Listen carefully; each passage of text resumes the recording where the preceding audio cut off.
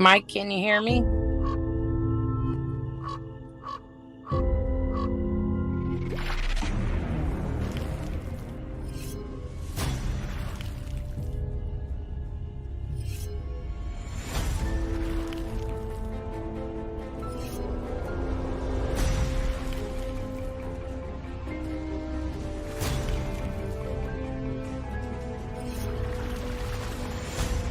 Think I might need to go out and come right back in. I can hear you, Vera. Oh, you can hear me? Yeah. I can't see anything. It's playing the intro right now.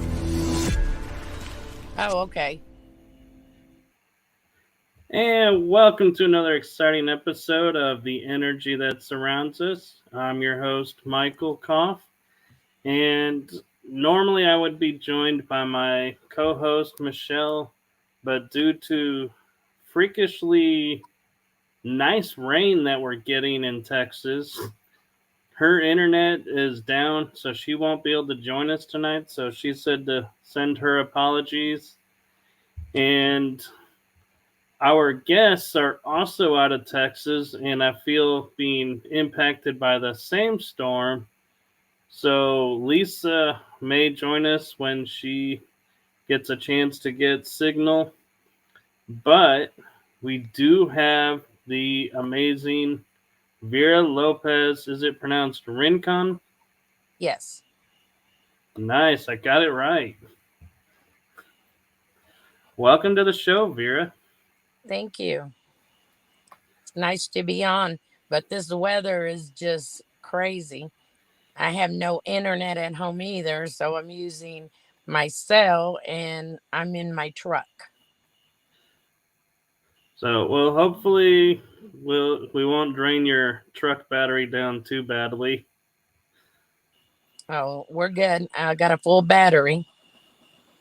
Well, that's good. And yeah, I'd say freakishly weather because we need the rain, but Yeah, we're getting downpours. We're not getting the nice, gentle rain that'll soak into the ground.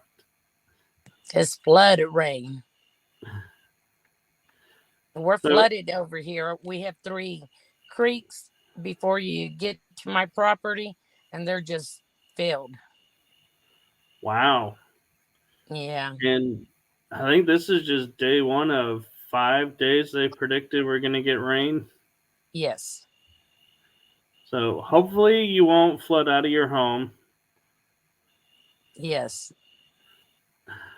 Our show our thoughts will be with you for that.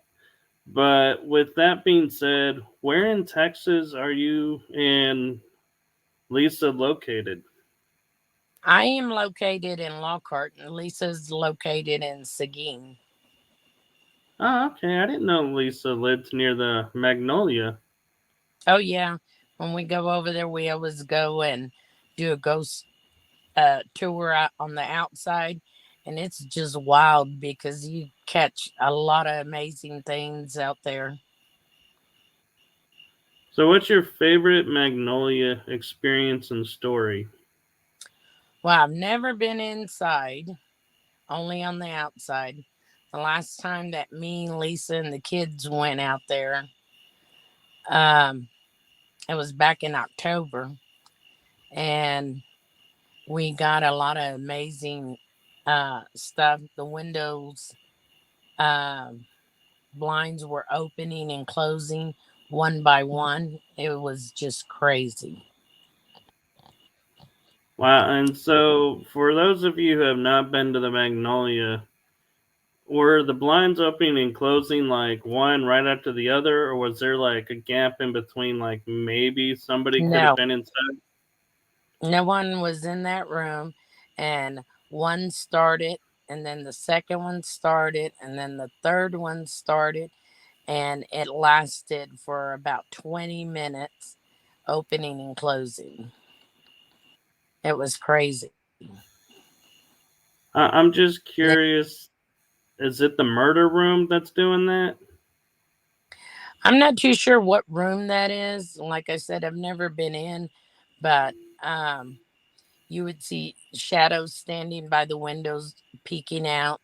You could see the blinds opening up.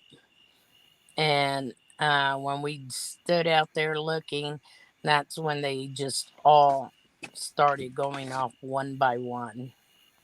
Right. So, for clarification, since you haven't been inside, I was inside once. The murder room, if you're looking at the front of the building, and what I'm calling the front has that archway where the front door would be, it's Hmm. the top one on the far right, that corner. Well, this was right in the middle of the side building on the side. Um, Okay. it was the second floor, or looked like the second floor, but you would see the windows up there. There used to be a balcony where there's a door Right. to the left, but right in the middle is when all the Venetian blinds started opening and closing. Okay. So I know where you're at now. So anyone who's been there, that's the most original section of the house. And that would be the living room with the fireplace in it, if I'm not mistaken. Now. So that's really cool that you had that happen. And does that happen often there, or was that like a one time show for you guys? No, every time we've been there afterwards, the windows still open and close. I mean, the blinds. Right. That They that's That's go ahead. something a lot of people uh, go and experience, and that's something that happens all the time when you sit out there and look at the windows. Yeah, and I love how you say it happens all the time because when I was there the one time, it didn't Mhm. happen. Oh wow! But I was there with two other teammates, and we were getting a lot of activity inside. Hmm. And I was a little disappointed because I didn't do research on it, Hmm. and I didn't realize that there was a staircase going down to the first level that was open for investigation. I thought that was their private living area. Hmm.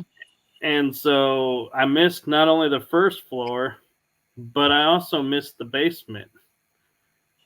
Oh well, we're still trying to go in um, sometime before the end of the year. We're gonna do a visit over there and see if we can get in. Okay. We have a question from the chat room. Linda Judd is asking, well, first off, she's saying hi to me. So, hi, Linda. And she's asking, do the blinds go up and down for other groups?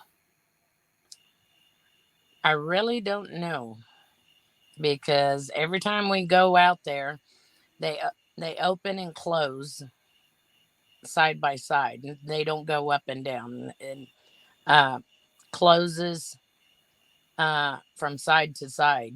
It's like someone pulls the curtains open, the string, and it opens, and then you can pull it down. It closes. So that's what it does. Right. Okay. So, beyond the Magnolia in Seguin, what are some other locations that you and Lisa have been frequenting? Well, there's the Lockhart Museum, Jail Museum. There's a lot of activity there as well. We've Really? gone over there and done a few investigations. The last time that I was there, my back was burning. I had 3 scratches on my back.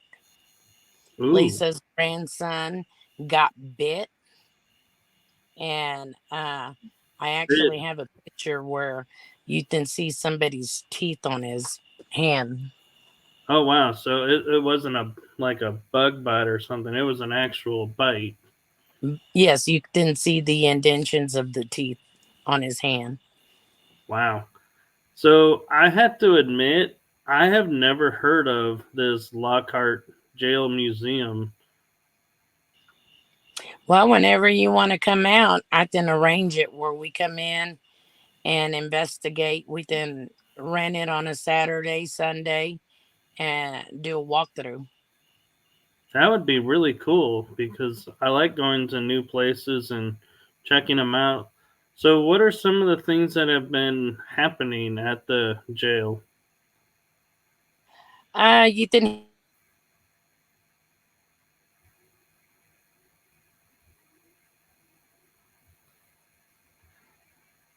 I think her phone froze. you smelled a lot of roses. I mean, very, very strong. And then, and we were sitting right in front of the jail, one of the jail rooms there, and um, it just smelled like roses. And then all of a sudden, it just smelled a real bad odor, like when people have not taken a bath in a while. You could smell that odor, and Wow. it was crazy. So I'm gonna be honest, Vera. We missed the first part of it. You're kind of like your signal froze, and then we just heard smelled like flowers or roses. Okay, So we were in front of one of the cells because back in the old days, you could walk upstairs and do your visit, and there's seats right there for you to sit, and you can talk to the inmate and then behind the bars. Well, one day, that day that we were there, you could smell roses. I mean, it was just so strong. And then after that, about 2 or 3 minutes later, you would smell this foul odor, like when a person doesn't bathe in a while. It just, I mean, it just smelled real bad afterwards. But okay, and what were the years that the jail was in operation? Do you happen to know? I think it goes back to the 1800s. It's an old jail. Okay, And so being the 1800s, that would explain the foul smell because they like bathed once every 2 weeks or once a month. I think was the prescribed I bathing took habit some back then. I took some pictures, and we caught some real good pictures. I'll have to send them to you on Messenger, but you'll see the sheriff looking through the window while you were inside the jail, Oh, and uh, you can see other faces there. Just crazy. I mean, it's wild. Very interesting, though. yeah, that sounds really cool. And for those who may not be aware, when you're talking about your team, are you talking about the face group team that you formed, or do you guys have another team? No, no, no, no. We just use well, whoever wants to go with us, we call other teams out for them to go with us on an investigation. And if they want to go, I set it up and we do the Lockhart Jail Museum. So we Okay, kind of take them out there and show them everything. We do a little tour of the town here. We'll take them to other places where um, there's been sightings of ghosts and stuff. So uh, anybody can reach out to us and let us know, well, we want to go here, and I'll call the people and see when it's available for us, and I get back with them. And on that date, we go do the tour. That's really cool. And so, do you want them to reach out to you guys at your group, the Central Texas Co- Paranormal Yes, Ghostbusters? Nathan reach out to us at that page there, and we can set up the tour for them. Okay. So, I am going to, well, I'm going to post a link to the group on into the screen. While I do that, Linda is asking, do you know who is haunting the jail? No, I don't. So, how did you know it was a sheriff in the photo? Was there like, could you make out the badge Because or? he has the badge on. There's a picture of the sheriff there, and in the window you see the man. He looks just like him, and he has a badge on his shirt. Okay. So I So, posted for everyone watching and in the chat room on the screen. Here is the Facebook address for the team.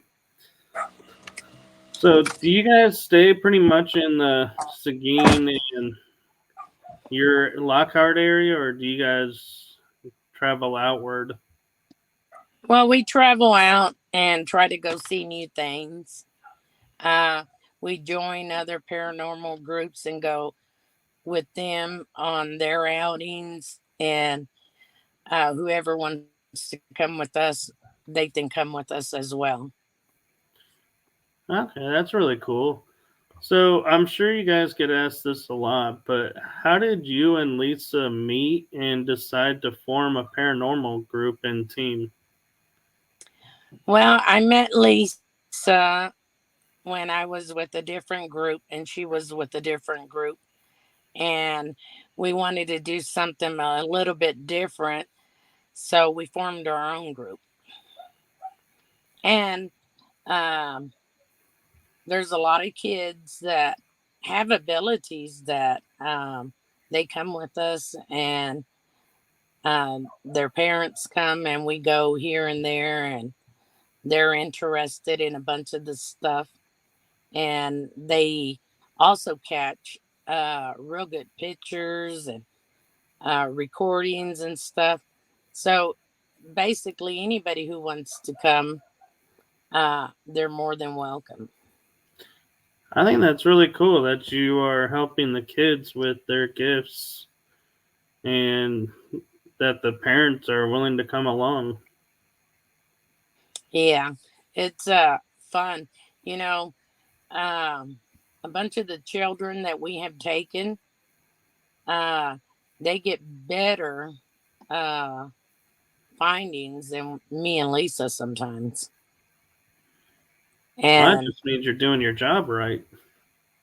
so, uh, what's crazy is they'll tell us, "Look, there's somebody walking over there," and we look, and there's not nobody there, but they snap pictures, and later at the end of the investigation that we look at the pictures, and they catch a few uh, bodies walking here or there. You know, it's really wild, but they get some real good findings and recordings where you can hear somebody talking. That's really cool. And so what was the driving force of you guys deciding to bring in the kids? Was that one of the things that you guys had talked about and said, "Hey, we want to do that with the group," or did that kind of evolve on its own? Well, Lisa has two grandchildren that are that they see spirits and stuff. So when we were going with our group, uh, they always wanted to participate, but they said no because they were children. And that's when me and Lisa decided that we would form a different group, and any of the kids with abilities that wanted to come along and their parents were okay with it, we would take them or they could come with us. And That's pretty much why we actually formed that, because you know, that's our next generation coming forward and doing what everyone else is doing. I have to commend you guys for that because that's a really cool, not only aspect to notice, but to actually do something about that. And so I have to say I commend you both, and please let Lisa know if she doesn't end up making it on the episode that we are really admire what you guys are doing. Well, thank you. You know, we got to reach out to the next generation that will be doing what we're doing, haunting investigations here, there, and if they have abilities and they want to use them and go with us, that's good, because they'll be learning as they go. So I'm sure you get asked this a bit, but I'm just kind of curious because Lisa and I have talked on the side. I think probably a little bit more than I've talked with you, and she shared some of her gifts, and I won't disclose those because that's her story to share. But do you have gifts? Well, I sense when there's people around, and I take pictures, and in my pictures you'll see faces and stuff. That's really cool. So every time we go on an outing, I'm the one that takes the pictures. Lisa tells me where to record, and we'll do a recording, we'll catch something, but not all the time. But when I take all the pictures, I'm always catching something. So have you ever had? I'm sorry if I keep saying so a lot. It's I'm starting to catch myself doing that more, so I apologize. But do you ever notice, like, you get an inkling to take a photo somewhere, and at the same time go, like, maybe to Lisa or one of the kids and go, "Hey, let's take a photo in this area," and you take your photos and see if you both catch the same thing? Yeah, we have done that, and with a couple of kids that we've taken, they've caught the same thing I've caught. So That's it's great validation. so, I would go and take the picture and move out the way, and someone else comes in and takes the picture. And when we look at our photos, we both caught the same thing. So when you take your photos, do you do like other investigators where you take like two, three, or four photos, or do you just take one and I go, always okay, take I always take two or three of the same thing. On the first one, I okay? may not get nothing. The second one, you'll see something, and the third one, you won't see something. But I always take three photos. I always have to say I do the same thing, and it always amazes me when it's like the middle photo is the one that catches something, and you're like, I really can't explain this because the first one you could say, oh, well, somebody was in the frame and then got out of the way. Same with the last one, but the middle, yeah, you can't argue that one and saying, oh, someone walked in frame because where are they on the first or the last photo? Mm-hmm. Yes. But when I take it, and then another person takes it and catches the same thing, it's crazy. That is crazy. And do you find it right away, or do you find it when you go home and put it on like a computer and review everything? No, most of the time when I take the photos and I go back and look at it, I find it right away. So I'm curious, do you take then other photos or try and figure out what what could have generated what you caught, or do you just sit there and be like, okay, I don't physically see anything there right now. We got it. Cool. Yeah, I'll go back to that same place and retake photos again, and then when I get home, I'll blow them up and see what I find.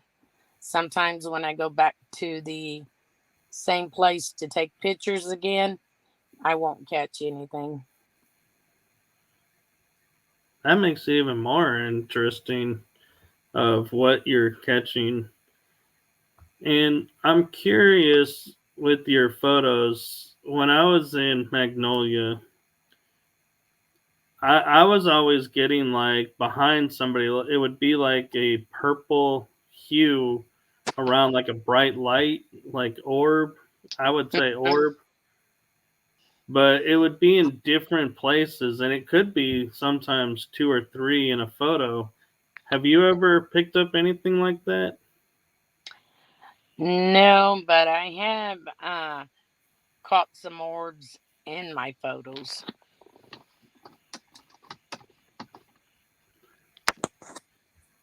And What's there, your opinion on orbs? um, I don't know really. I know they're there. Sometimes I think they're spirits, but um,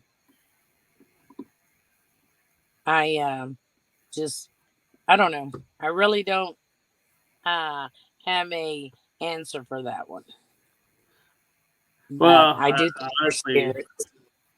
honestly, I don't think any of us do. I'm just curious because that's like one of the hot topics in the paranormal is Mm-hmm. orbs. Are they dust or are they spirits or insects? What are they? And it's like part of me at times wants to sit there and say, we're in an unexplained field. Are we really gonna sit here and argue semantics of what is and what isn't? But then at the same time, I'm like, if we are trying to make this a valid science, we have to stand up to scrutiny and be able to state, yes, we tested. This is this. This is that.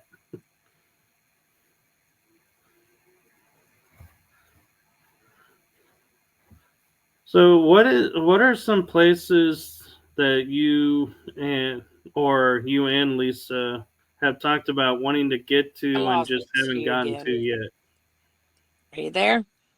I'm here. Okay, my phone went out for a minute. Oh, Uh, okay. it's I don't know. I couldn't really say. Um, but some of the orbs that we catch, they're perfectly round uh, and clear. So I don't understand uh, why they come out sometimes and why they don't come out. I couldn't give you an answer for that. And But I they're there. totally can respect that. And so the next question I had asked when you were saying I was lagging was, is there a place that you and or Lisa have sit there and said, hey, we really need to get to this spot, but we just can't do it right now?